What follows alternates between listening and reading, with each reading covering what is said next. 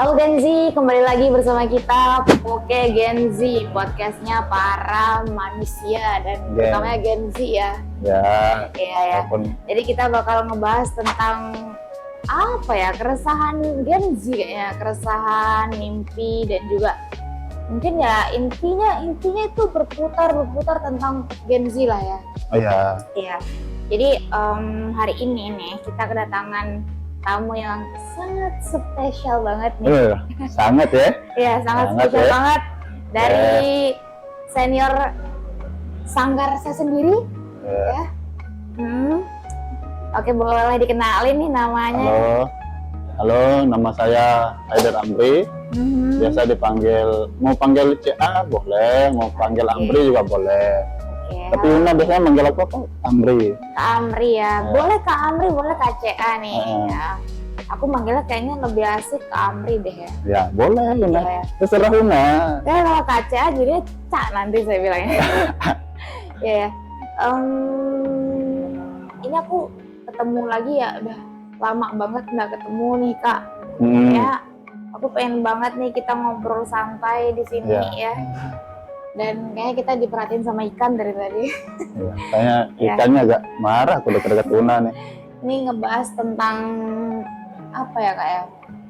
Kira-kira aku pengen tahu nih apa sih menariknya dari Kak Amri ini? Apakah ada yang menarik gitu yang bisa kita bahas? Apa yang menarik dari aku ya? Kayaknya enggak. Itu kan yang di ini aja sama menarik itu kan dilihat dari orang. Kalau menurutku sendiri aku apa yang menarik dari aku ya? Aku ini agak sinis dengan diriku sendiri lah. Ini untuk misalnya nih kayak kesibukannya Kak Amri itu apa biasa? Oh, kesibukanku itu pertama aku ngajar diniyah, atau diniyah kan? Nggak tahu. Gak usah pura-pura nggak tahu. Nah, aku ngajar diniyah, kerja di salah satu instansi, terus nulis juga. Nulis puisi dan beberapa ini sih tulisan isei gitu, tapi yang ringan, nggak terlalu berat. Berarti kakak ini adalah salah satu seniman sastra pastinya ya. Iya. Ya boleh dikatakan begitu. Ragu gitu ya. Enggak, atas seniman itu terlalu berat ya. Oke. Penulis aja. Oke. Nulis puisi. Untuk kesibukan percintaan ada kah? Kalau percintaan nggak ada, aku baru ini udah putus terakhir. Waduh. Tahun lalu lah, baru setahun nih putus. Berarti nih. Ini sibuk kerja nih ya? Ya, aku fokus kerja aja. Ngebahas pekerjaan nih Kak ya, pastinya kakak pernah interview nih ya, interview kerja. Nah, sebelum kakak memulai terjun ke dunia kerja, interview dulu gitu, apa ya? Gimana sih cara kakak itu memberikan biografi diri kakak ke apa ya bahasanya ya, HRD ya? HRD kakak sendiri. Apakah kakak itu menampilkan kayak gini loh diri saya, tapi gimana sih kalau kakak tidak menggunakan hal itu ke ke interview gitu? Apa yang kakak mau perkenalkan gitu? Apa yang kakak mau bahasanya mau sampaikan ke HRD gitu? Ya aku sampaikan apa adanya aja, karena ada CV, nah CV-nya dilihat. Terus aku ya sampaikan biasa apa yang ada dari diriku aja. Ya, kalau ditanya apa hal yang misalkan berapa gaji yang kamu mau, tinggal jawab aja kan. Nah itu ya. UMR aja gitu kan. Biasanya orang kayak bingung kan, kayak kalau udah gaji, potongan gaji gitu. Kadang kita juga kayak nggak enakan gitu, ngebahas nggak enakan nih Kak. Kadang kita harus berhenti di suatu fase yang kayak ya kayak gitu, kita nggak enakan sama orang, kita benar-benar kayak misalnya kita mau istirahat, terus tiba-tiba diajak nongkrong, ayo nongkrong yuk, pasti ada rasa nggak enakan atau gimana. Atau misalnya nih bos kita, dia nyuruh kita di luar jam kerja, misal nih, itu kayak nggak enakan banget kan? Curhat ya? Terus ya? Nggak curhat. Jadi kayak pernah nggak sih kakak tuh dapet pengalaman yang seperti yang aku ceritain nih? Pernah, karena aku sadar diriku itu orang yang ini yes man, baik dalam hal ke semua orang lah. Dulu tapi ya, karena aku merasa aku takut nggak punya teman, Una. Nah, Karena aku orang yang introvert gitu. Jadi SMP, SMA tuh aku takut nggak punya teman gitu. Terus jadi ketika ada yang mau berteman sama saya, dia mau apa, ya aku usahain sebisa mungkin iya gitu. Termasuk misalkan apa, dia butuh uang gitu, iya, aku usahain pinjemin dia gitu. Tapi kok lama-lama, tapi aku mulai sadar itu ketika kalau mereka nongkrong atau pergi gitu, kok aku nggak pernah diajak ya. Jadi aku merasa, aku dimanfaatin doang nih, cuma dijadiin budak nih gitu. Nah dari sana aku belajar untuk mencoba mengatakan bilang tidak. tidak ya Iya, pastinya. karena lama-lama, kok nggak ini ya, kok aku cuma dimanfaatin doang. Cuma pas mereka datang cuma pas mereka butuh, tapi pas mereka nongkrong atau seneng kok aku nggak pernah diajak ya. Jadi begitu kumpul, kok aku nggak diajak ya. Terus, yuk ini cerita tentang apa ya? Kapan ya mereka pergi jalan-jalan gitu. Tapi pada akhirnya itu terlewatkan. Terus aku memang punya, ketika kuliah aku punya beberapa teman yang benar-benar berteman ya, bukan cuma sekedar memanfaatkan doang. Mungkin untuk apa ya, pengalaman yang tidak menyenangkan, peristiwa yang tidak menyenangkan selain dari yang tadi Kakak ceritain, mungkin ada mungkin. Ya termasuk ke ini, ke pasangan. Waduh, Ke berat ya kalau Iya, pasangan nih. soalnya aku demikian kan, kalau aku nolak ini dia bakal marah gitu. Takut juga. Apa tuh Kak nih yang bikin Iya, gak tapi enakan ke pasangan tuh apa nih? misalkan dia minta apa, ayo kita pergi apa yang nonton misalkan. Ah, Terus aku mau bilang enggak, itu takut dia marah gitu. Jadi akhirnya yaudah aku bilang ya. Aku termasuk yes. Tapi memang lama-lama sakit jadi yes man tuh. Bilang iya iya terus itu sakit di diri sendiri. berarti banyak ya Kak ya dari pengalaman apa ya, percintaan, pekerjaan, bahkan kalau kita lihat di sosmed nih Kak ya, ngelihat apa ya bahasanya, kayak udah ada yang wisuda, udah ada yang nikah begitu bahasnya nih, Iya, izin nikah izin, Iya.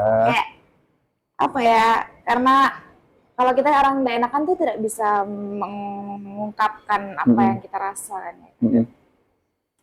Kayak ya udah kita ngomong sendiri, kadang Iya. ngomong sendiri, ngedumel sendiri dengan apa yang terjadi dalam sama diri kita gitu. Apalagi kalau di sosmed tadi yang saya bilang, kita ngelihat misalnya ada orang udah nikah, ada wisuda, kayak kenapa ya saya nggak bisa kayak gitu, kenapa saya kayak gini kayak gitu.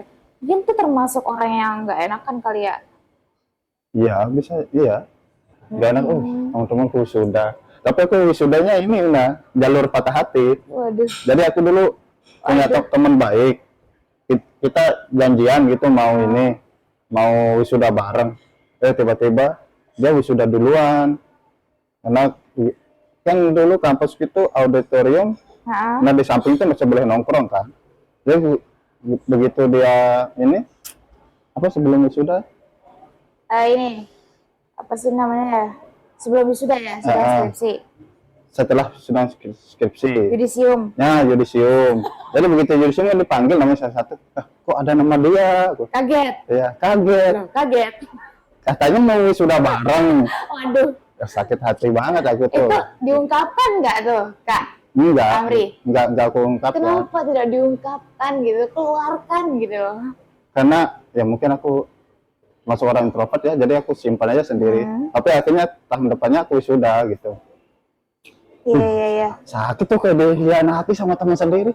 Kalau aku mikir kayaknya banyak yang orang yang kayak sebenarnya dia kayak mau bilang tapi nggak bisa, mau bilang enggak tapi nggak bisa juga gitu ya. Tapi kayak gini Kak, aku pengen tahu kenapa sih alasan Kakak itu membiarkan orang yang seperti itu, terus apa ya, dan Kakak memberikan kerugian dalam hidupnya Kakak gitu.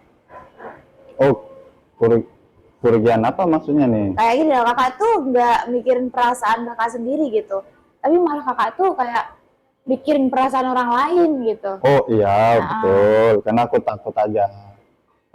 Aku takut menyinggung perasaan orang lain. Tapi kenapa nggak takut sama diri sendiri, nggak kasihan diri sendiri gitu?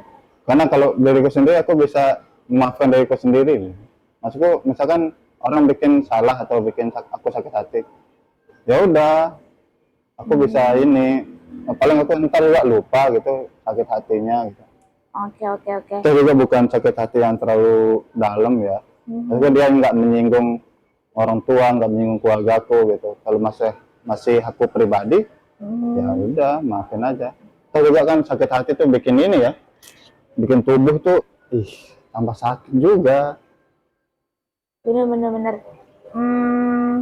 Gitu. Kak Nah, Amri itu pernah ngerasa bingung nggak sih waktu menjadi mahasiswa ya, masih menjadi mahasiswa, pernah merasa bingung kayak apa ya bahasanya, kayak aku nih sebenarnya mau jadi apa sih, kayak terus kedepannya aku kayak gimana ya, sebenarnya aku cocok nggak sih sama jurusan ini gitu. oh ya. Jadi gini, aku cerita dari awal ya. Aku tuh masuk kuliah, aku sebenarnya nggak pengen kuliah. Cuma aku kenal beberapa temanku yang kuliah di salah satu universitas lah di Mataram ini. Akhirnya aku nggak mau kuliah, pengen langsung kerja, tapi orang tua aku bilang kuliah. Nah, aku kuliah lah. Nah, kebetulan teman-temanku kuliah di sana. Udah aku kuliah di sana aja. Aku tanya, apa kira-kira jurusan yang tidak ada matematikanya? KPI. Ya udah, aku masuk KPI aja. Udah sesimpel itu. Kayaknya aku sama ya kayak kakak. Iya. Aku ngambil jurusan yang sama, tapi apa ya? Aku nyari yang simpel. Yang mana ya yang nggak ada matematikanya gitu. Iya. Aku malas ngitung gitu loh masalahnya. Karena udah capek kan dari SD, SMP, SMA matematika terus, aduh. Ya udah aku pilih yang itu yang nggak ada matematikanya. Tapi semester 5 aku mulai bingung. Ini aku berhenti kuliah atau pindah jurusan atau lanjutin ya. Nah tapi saya rasa semua mahasiswa mengalami itu ya. Jadi di fase semester 5, semester 4 tuh mereka bakal ini mempertanyakan itu, cocok nggak aku di jurusan ini ya, atau aku pindah jurusan ya, kayaknya ini bukan passionku ya, apa segala macam gitu.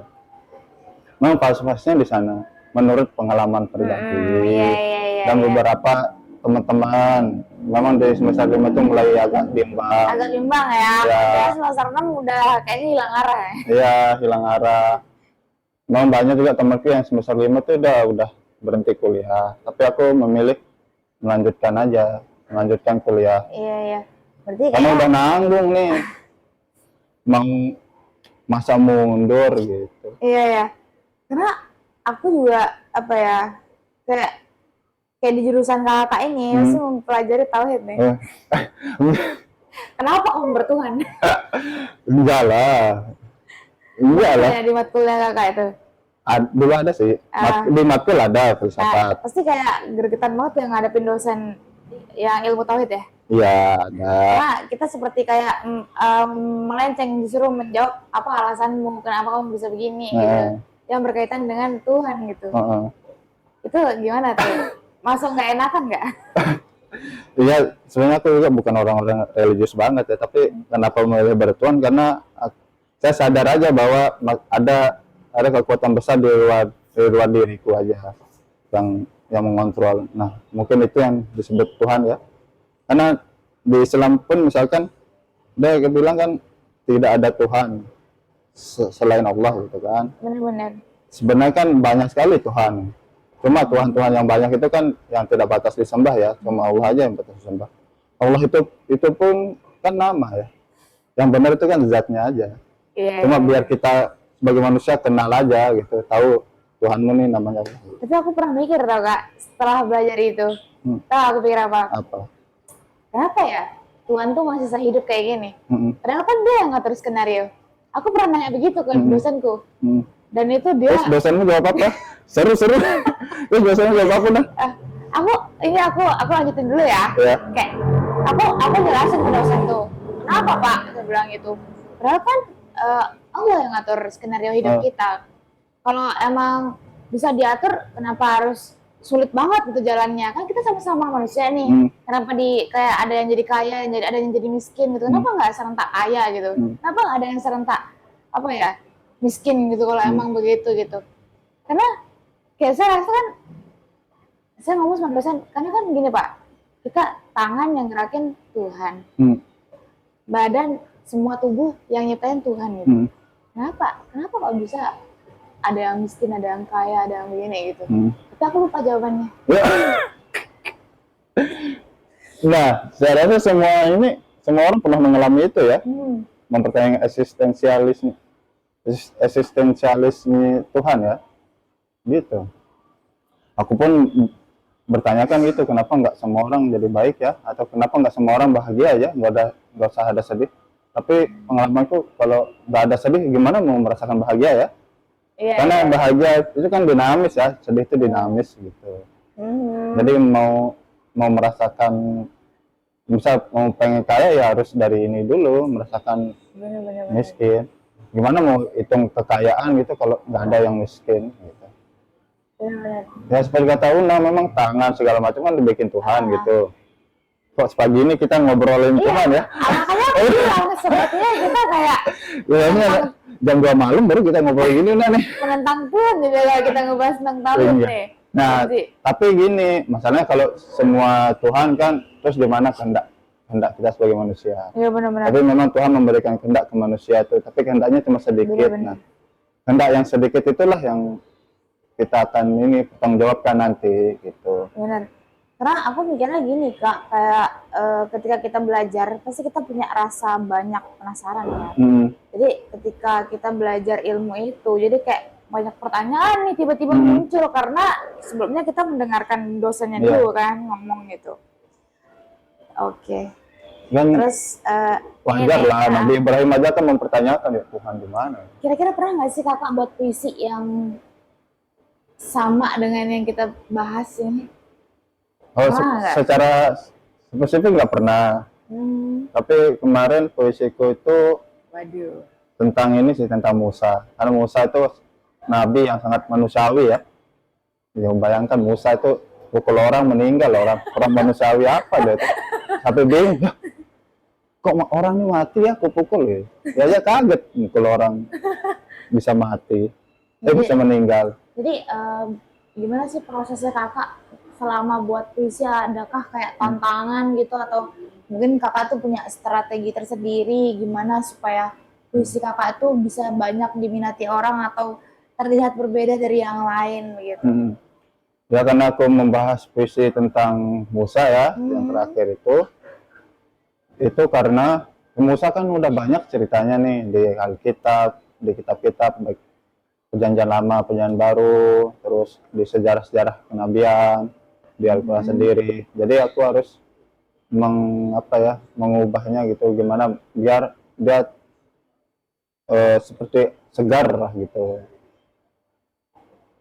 Ya segar aku menceritakan, tidak seperti mencontek di kita. Plagiasi ya? Ya. Ada cek AI-nya ya? Iya, kayak enggak.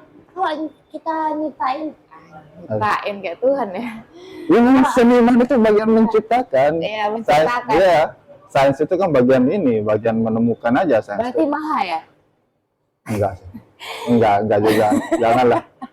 Maha cukuplah Tuhan. Izin deh. Iya. Ngebahas tentang puisi nih ya, buku yang diciptain oleh Kak Amri nih. Aku sih sebenarnya dulu ya Kak ya, di masa-masa aku sekolah di SMA tuh aku suka banget nulis Kak. Dan tapi aku bingung nih, ngerbitinnya di mana ya supaya bisa jadi buku gitu, bisa dibaca banyak orang gitu. Kira-kira bisa dikasih tips untuk Gen Z mungkin yang suka banget nulis tapi nggak tahu mau dibawa kemana karyanya? Iya, sekarang kan udah banyak itu yang ini, yang bahkan bisa mencetak satu eksemplar aja ada tuh. Udah banyak sekarang yang publishing yang menerima naskah mencetak satu eksemplar atau 2 atau 10 eksemplar bisa ya bisa. Sekarang banyak itu di Instagram itu baru seliweran kayak gitu mencetak gitu. Jadi sekarang nggak susah lah, apalagi ada media sosial ya. Iya benar-benar media sosial. Iya, apalagi sekarang ada playbook, bikin aja itu jadi PDF terus kirim ini di playbook. Jadi nulis nggak perlu pakai ketik mesin itu ya, mesin ketik itu ya. Jadi sekarang lebih modern pastinya Gen Z. Kalian bisa menerbitkan karya kalian di aplikasi yang ada ya? Iya. Di playbook. Dibayar ya katanya? Ya kita bisa menjualnya. Misalkan orang mau baca itu kan, kamu bayar segini buat baca itu bisa. Sekarang nggak susah, cuma sekarang kan bagus nggak? Iya ya. Itu aja sih. Lebih kalau puisi itu yang lebih banyak diminati untuk dibaca nih Kak ya Kak Amri. Mungkin kayak gimana tuh? Takutnya nih yang lebih nyeleneh itu yang lebih banyak mau dibaca biasanya. Tergantung selera sih ya. Tergantung selera Iya, ya. banyak orang yang misalkan seleranya tuh kayak almarhum Joko Pinurbo, Sapardi gitu. Ada juga yang seleranya macam-macam. Oke. Ya. Apa Tergantung selera. ya? Kan puisi itu kan agak berat ya, berlapis-lapis gitu. Berarti harus banget nggak kita pahami nih sastra ini untuk memulai bisa membuat puisi dan buku-buku lainnya. Mungkin kita harus paham gitu ya. Enggak juga, tapi menurutku menulis itu nomor 2 sebenarnya. Yang pertama itu membaca. Kan kalau di Al-Quran ada bilang Iqra ya, bukan disuruh nulis. Jadi, nah di sekarang tuh saya rasa itu banyak orang yang memulai menulis dulu, membacanya belakangan. Padahal harusnya membaca dulu, perbanyak sudut pandang, perbendaharaan kata, barulah kita nulis gitu. Berarti kita harus lebih banyak membaca Gen Z, karena yang kita tahu nih ya Gen Z termasuk aku nih Kak, aku males baca. Masa sih? Iya. Tapi banyak teman-temanku yang Gen Z tuh, bacanya berat-berat. Karena perkumpulannya Kak Amri itu emang enggak di luar perkumpulanku. Jadi banyak teman-temanku yang Gen Z juga. Tapi kok bacanya berat-berat ya? Bahkan pernah aku nongkrong di salah satu toko buku, anak-anak SMA, anak-anak kuliah gitu, dia beli bukunya berat-berat, Madilog, gitu dia beli. Anak SMA sekarang baca Madilog ya? Aku baca Madilog itu semester 3, itu pun nggak bab 1 nggak aku selesaiin, berat. Aku apa ya, kayak perkumpulanku nih kayak apa para Gen Z itu jadinya aku berstatement kayak wah Gen Z ini malas baca gitu. Aku terutama dan sekumpulan sekitarku tuh aku ngeliat kayak misalnya nih ada yang ngajak ke perpus, yuk ke perpus, males gitu. Kayak untuk membaca itu kita baru baca nih 1 halaman kayak udah ngantuk gitu. Mungkin punya tips tersendiri. Kalau itu harus dipaksa aja. Berarti kita harus dari keterpaksaan menjadi kebiasaan ya. Ya, atau setidaknya cicil lah. Misalkan aku dulu kan 1 hari itu bisa habis 1 buku ya. Tapi karena sekarang sibuk, energinya kurang, salah satu caranya itu ya sehari itu minimal baca 3 halaman gitu. Berarti dikumpulin ya, ditabung ya? Iya, ditabung aja pelan-pelan. Kalau dulu kan sehari, seminggu tuh bisa habis berapa buku. Sekarang energi berkurang karena kesibukan ya salah satu caranya begitu. 3 halaman.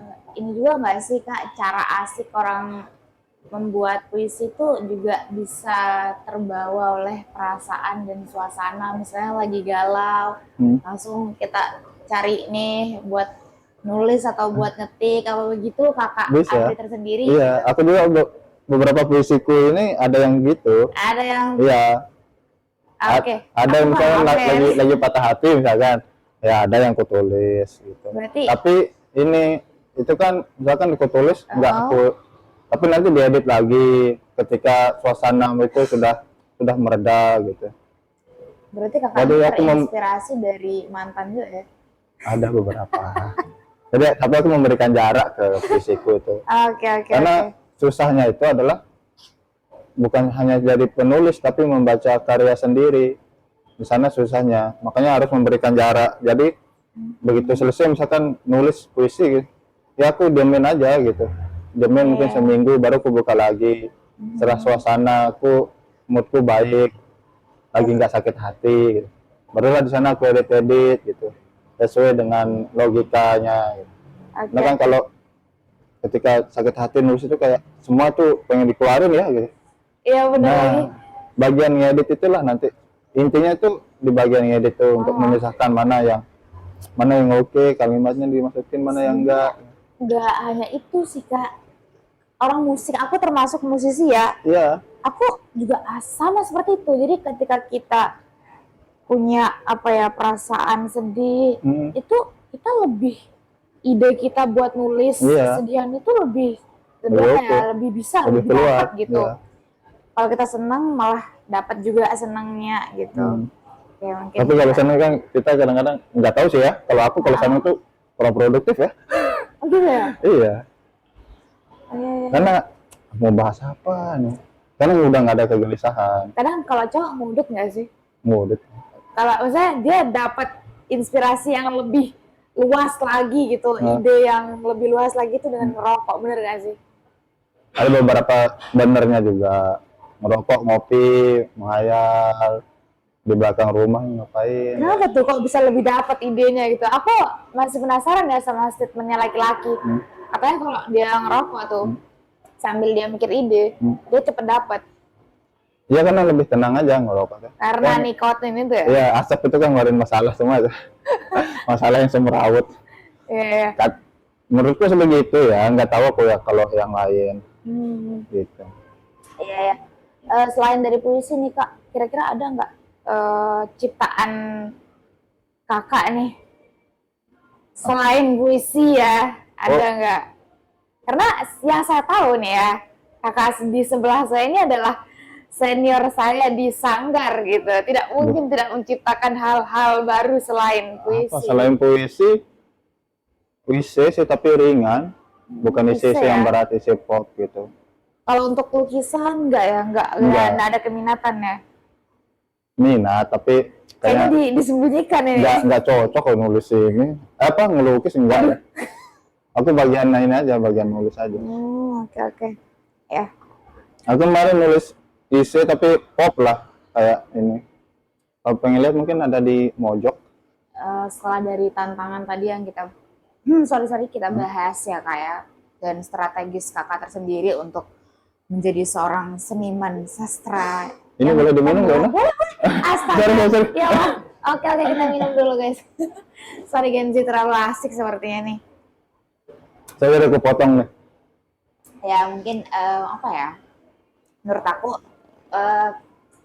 berikan pesan lah untuk Genzi ini untuk lebih semangat lagi sepertinya menjadi seniman sastra dan seniman-seniman lainnya untuk menggantikan generasi-generasi yang sudah akan sesepuh. Kayaknya nggak usah terlalu spesifik ya jadi seniman ya. Oke. Tapi maksudku buat teman-teman Gen Z, intinya itu adalah fokus dan disiplin, itu aja sih. Karena jujur aku pun banyak belajar ke teman-teman yang Gen Z. Gitu. Cuma yang aku lihat dalam mereka itu fokusnya itu aja sih, kurang fokus aja. Jadi semuanya pengen dikerjain gitu. Benar-benar. Ketika ini pengen yang ini, ketika ini pengen yang itu. Jadi intinya itu fokus, cari apa yang memang bisa kamu kuasai. Karena pengalaman aku misalkan, aku tuh nggak bisa mengerjakan dua hal sekaligus. Ya kan aku nulis, sama aku mau bermain musik misalkan. Aku nggak bisa nih yang ini. Jadi aku fokus di nulis saja, memperdalam apa yang udah aku lakukan. Yang misalkan kayak Una sekarang kan bermusik sama jadi host podcast gitu. Benar. Tapi kalau bisa dua-duanya ya dua-duanya, asalkan fokus dan disiplin. Benar. Tapi kalau memang nggak bisa ya harus pilih salah satu biar nggak terlalu dangkal gitu, biar lebih ini deep. Menurut perspektif Kak Maun tersendiri nih tentang Gen Z ini, mungkin kita bisa ngebahas tentang Gen Z ini lebih kreatif nggak sih? Maksudnya dia lebih strong ya daripada Gen Z sebelumnya dan sesudahnya. Gen Z awal. Karena begini, dia selain kuliah dia bisa kerja. Gen milenial, kemarin aku mendapatkan perspektif dari gen milenial nih sambil nongkrong ya. Itu mereka bilang kayak ya udah kita tuh kayak mikirnya kuliah aja gitu, nggak seperti pemikiran Gen Z gitu. Kalau Gen Z tuh kayak semuanya ditampung gitu Pak. Iya betul, karena aku pribadi pun kuliah, aku kuliah aja. Memang beberapa kali kerja, itu pun kerja yang serabutan ya, bukan kerja menetap. Benar-benar. Karena teman-temanku yang Gen Z kan banyak ya, sambil kuliah sambil kerja. ada yang sambil usaha gitu. Benar-benar pengusaha ya pastinya sekarang banyak banget tuh. Iya, karena sekarang lebih mudah ya, terutama informasinya sekarang lebih mudah. Dulu kan zamanku tuh internet tuh sangat-sangat lemot ya. Benar-benar. Dulu saling bagi internet tuh nggak boleh buka YouTube, Oh ya? cuma boleh buka Facebook, itu pun Facebook Lite, bukan Facebook Pro. Itu jadi informasi segala macam itu sangat-sangat sulit kita dapatkan dulu. Benar-benar. Jadi mau nggak mau ya fokus kuliah aja, fokus kuliah. Tapi kalau sekarang kan enak, Iya, Gen Z. sekarang ada digital, YouTube segala macam, bikin konten. Dulu orang bikin konten bikin konten di depan kamera tuh, itu ceritanya jelek. Iya, Kenapa gitu Kak? Waduh. nggak tahu ya, karena belum familiar aja. Dia kan kayak artis siapa tuh Asmiranda gitu. Asmiranda siapa? Marsanda gitu. Iya, makanya Dia kan, aku tahu. ya dia kan dulu bukan konten sebenarnya, tapi kebetulan dia mengekspresikan diri di depan kamera. Itu kan jadi ini ya, image-nya jelek. Kayak dulu Keong Racun gitu. Iya benar-benar. Kalau sekarang kayak udah lah ya kayak. Ya kalau sekarang kan semua orang di depan kamera ya. Iya benar-benar. Semua orang kan bikin konten gitu. Bahkan kayak udah jadi hal biasa gitu ya. Iya, budaya hal yang biasa. gitu mungkin Iya, ya. bahkan menghasilkan. Benar-benar apalagi kalau kita nontonnya di Di Poka Gen Z ya. Oke guys, mungkin kayaknya lebih seru sebenarnya ya ini, tapi kayaknya kita bakalan berpisah ya Nega. Cepat sekali. Oke. Karena udah jam berapa ini ya? Ini udah jamnya turu ini ya sebenarnya. Oh, oke. Wes, turu. Para turu nih. Wes. Lagi turu nih sebenarnya jam-jam sekarang nih. Jadi kayaknya kita bisa bertemu kembali nih Kak untuk episode selanjutnya. Oke, Ya, bisa kali ya? Bisa lah. Aman aja kalau buat Tuna mah. Iya, oke buat Tuna nih guys. Jadi pesannya tadi nih Kak Amri, Kak Azmi, jadi ingetin ya selebnya Win. Itu pesannya tuh jadi Gen Z itu gimana Kak tadi? Fokus. Nah, ini nggak fokus ya. Pertama tuh fokus sama kalian yang udah ada. Terus disiplin.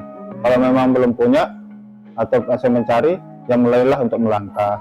Benar-benar harus berani dan harus berani, iya.